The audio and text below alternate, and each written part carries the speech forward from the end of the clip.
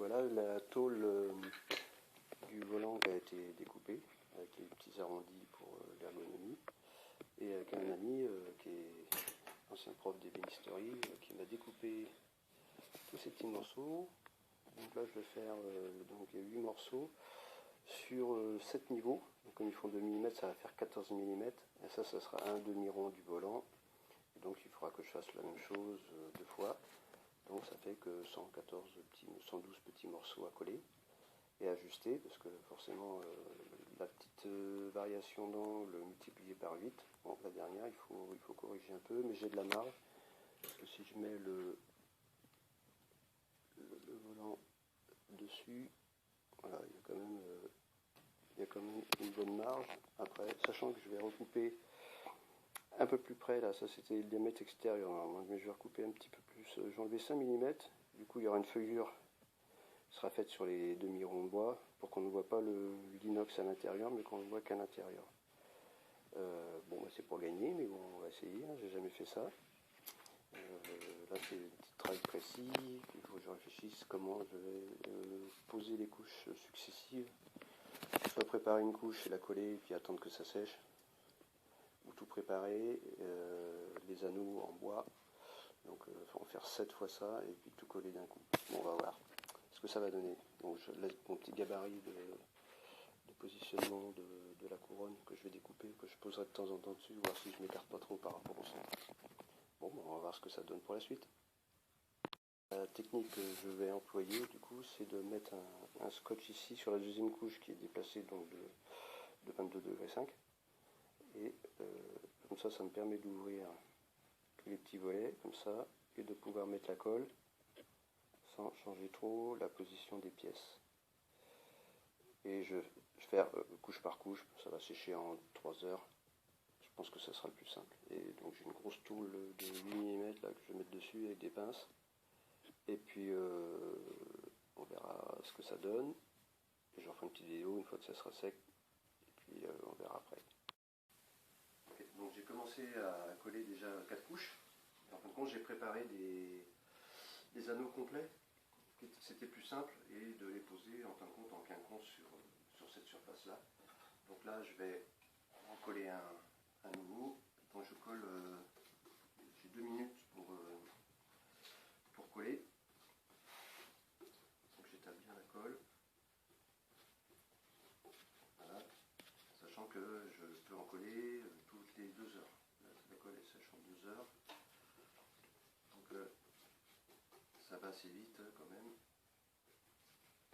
Hop. J'étale bien la colle. J'en mets partout. Je vais vous montrer après ce qui va rester une fois que tout ça sera collé.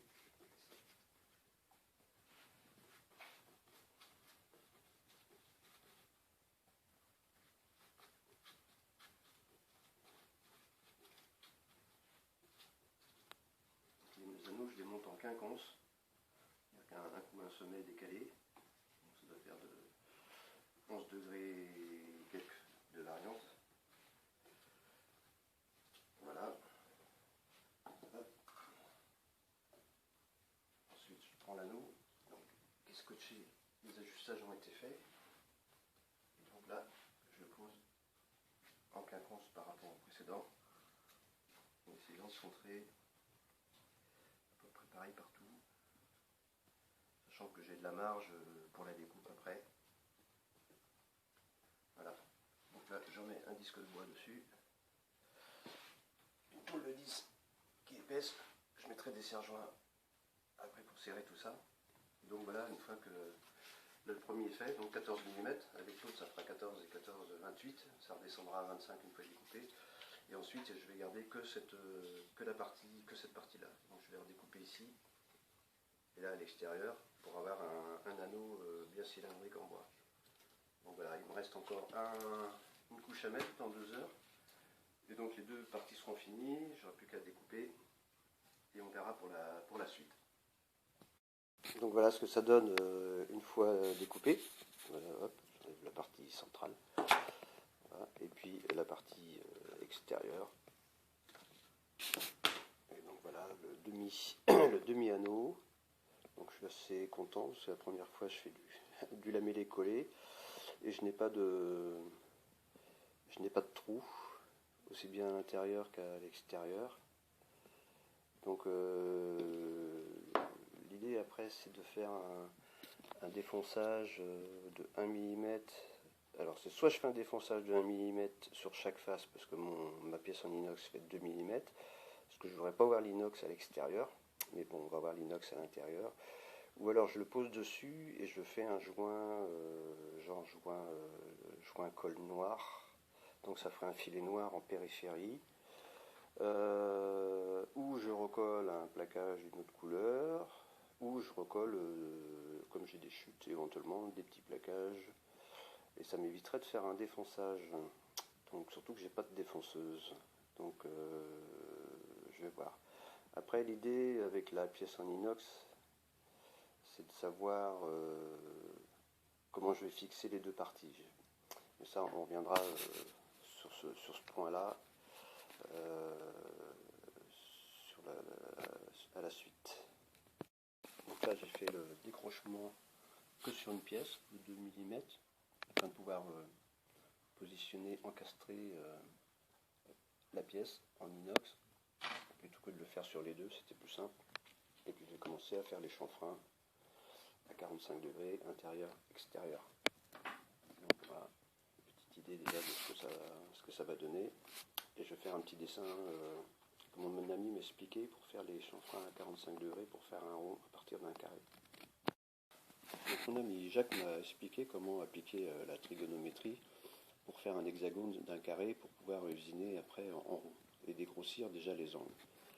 Donc sur un octogone 8 côtés, on prend la longueur du carré qu'on divise par 3.414.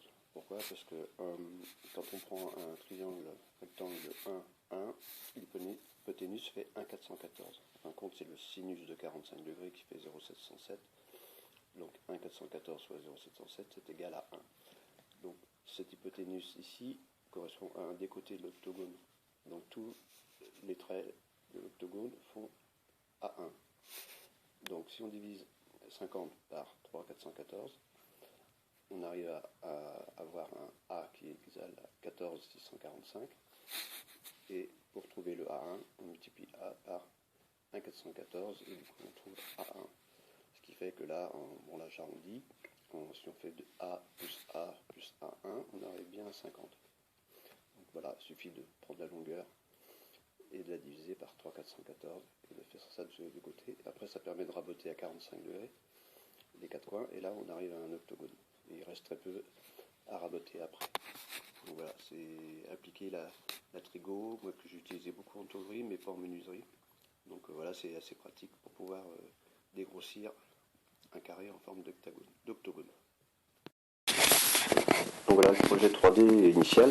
Donc je remercie tous ceux qui se sont abonnés sur ma chaîne récemment. Pour les nouveaux, je mets un lien en haut du projet initial de l'attraction telle qu'elle sera. Et puis n'hésitez pas à vous abonner, à partager. Je vous dis